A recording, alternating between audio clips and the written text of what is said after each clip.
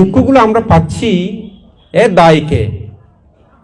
এই যে দুঃখগুলো পাচ্ছি আমার মা বাবা, তো আমার মা বাবা যদি সংসার না করতো আমার জন্ম হতো না। তাই দুঃখগুলোর মূল মূল পিতা মাতা, এই যে মূল কারণ হচ্ছে আসলে আমার পিতা আমার মাতা। তো বুদ্ধ এক জায়গায় গিয়ে বলেছেন, তো মা তারাং পিতারাং হান্তোয়া। হান্তোয়া মানে হত্যা করা। হান্তোয়া মানে কি? হত্যা করা। কাকে হত্যা করতে বলেছেন?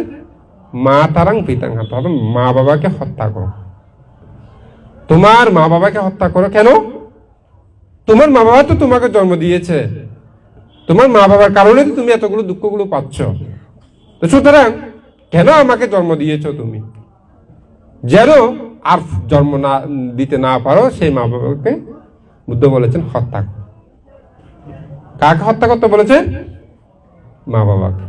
যদি সেই মা বাবাকে হত্যা করতে পারেন তাহলে আর পুনরায় দুঃখ দেওয়ার সেই পিতা মাতার সৃষ্টি হবে না। সেজন্য আপনারা, আমাদের এখন করণীয় হচ্ছে মা বাবাকে হত্যা করা। আপনাদের মা বাবা আছে? আছে, মারা গেছে নাকি আছে? মা আছে? আজকে গিয়ে মেরে ফেলেন, হত্যা করে ফেলবেন মা বাবাকে, পারবেন তো? হ্যাঁ হ্যাঁ, বুদ্ধ বলেছেন মাতা পিতাকে হত্যা করো।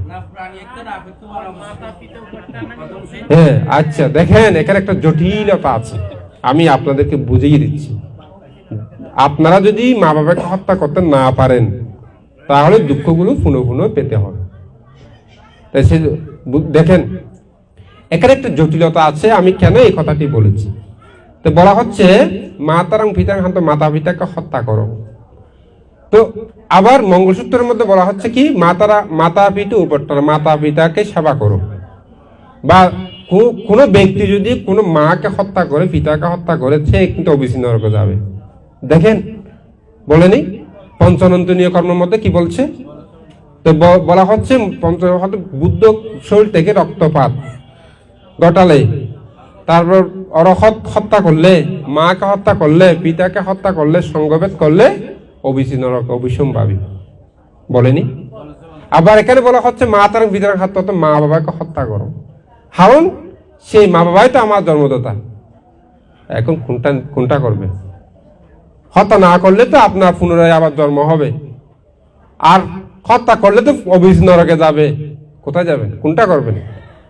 এটা জটিল প্রশ্ন না? হ্যাঁ, দেখেন তো বুদ্ধ এখানে একটা প্রশ্ন রেখে গেছে। এখানে কোন পিতার কথা বলেছেন, কোন মাতার কথা বলেছেন?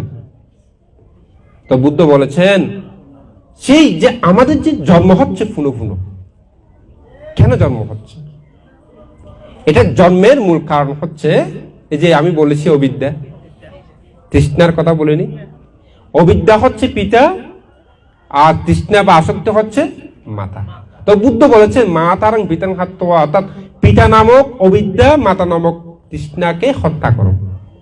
যিনি আমাকে 10 মাস 10 দিন জন্ম দিয়েছেন, লালন পালন করেছেন, মাতার গাম পায়ে ফেলে বড় করেছেন, সেই পিতা সেই মাতাকে হত্যা করতে বলেনি। কাকে হত্যা করতে বলেছেন? অবিদ্যা নামক পিতা এবং সেই তৃষ্ণা বা আসক্তি নামক মাতাকে হত্যা করতে বলেছেন। যখন আপনার অবিদ্যা শেষ হয়ে যাবে, তৃষ্ণা শেষ হয়ে যাবে, ধ্বংস করতে ফেলবেন, হত্যা করে ফেলবেন, তাহলে আর পুনরায় জন্ম হওয়ার কোনো সুযোগ নাই। কারণ পুনঃ পুনঃ জন্ম দুঃখ, যত জন্ম গ্রহণ করবেন তত দুঃখগুলো আপনি পাবেন। এই দুঃখগুলো ধ্বংস করার জন্য, মাতাকে হত্যা করার জন্য, পিতাকে হত্যা করতে গেলে, অর্থাৎ অবিদ্যা তৃষ্ণাকে হত্যা করতে গেলে বুদ্ধ যেই দুঃখ নিরোধের কথা বলেছেন, কিসের কথা? দুঃখ নিরোধের যে কথাগুলো বলেছেন, আর্যষ্টাঙ্গিক মার্গ, সে আর্যষ্টাঙ্গিক মার্গ যদি অনুশীলন করেন তাহলে এই অবিদ্যা তৃষ্ণা এইগুলো পুনঃ পুনঃ কি হয়ে যাবে? ক্ষয় হয়ে যাবে, ধ্বংস হয়ে যাবে। এইগুলো ধ্বংস করার জন্যই আমরা এগুলো, এই বুদ্ধের এই ধর্মগুলো দেশনা করেছে। এগুলো যদি ধ্বংস করতে না পারেন তাহলে এইখানে কি কোনো মানে আমাদের এই যে পুনঃ পুনঃ আমাদের জন্মগুলো নিতে হবে, দুঃখগুলো আমাদের পেতে হবে।